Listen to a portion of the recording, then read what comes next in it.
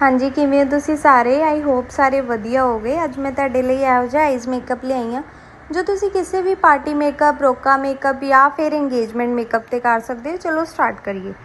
सब तो पहला आइज़ बेस रेडी करके एक लाइट पिंक कलर का पिगमेंट लैके उन्होंने ट्रांजिशन एरिया ते अच्छी तरह ब्लेंड करना है। ब्लेंडिंग करके एक डार्क ब्राउन कलर की पेंसिल के नाल उन्होंने आईलिड ते अप्लाई करना है, बिल्कुल लाइनर की तरह लगाना है। फिर अपनी आउटफिट के अकॉर्डिंग तुसी कोई भी डार्क पिगमेंट के नाल आउटर कॉर्नर नू ब्लेंड करना है। मैनू घट लग रहा सी तो मैं इनू थोड़ा सा होर पिगमेंट लैके अच्छी तरह ब्लेंड किया।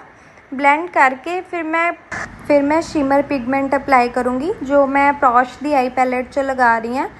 ये पिगमेंट बहुत अच्छे है और ये एकदम सॉफ्ट लुक देंगे हैं। सब अच्छी तरह अप्लाई करन तो बाद फिर मैं एक विंग लाइनर लगाया है। विंग लाइनर लगा के इनर कॉर्नर ते भी थोड़ी विंग दी है। फिर वाटर लाइन ते वाइट काजल लगा के लोअर लैश ते सेम पिगमेंट लगाना है जो असी ट्रांजिशन एरिया और आउटर कॉर्नर ते दिता सी।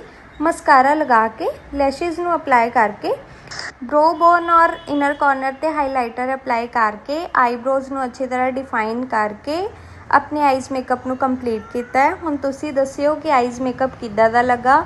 इहो जे होर आइज़ मेकअप सीखण लई साडे पेज नू जरूर सबसक्राइब करियो, लाइक करियो, शेयर करियो, कमेंट सैक्शन दे विच दस्सिओ और थैंक यू फॉर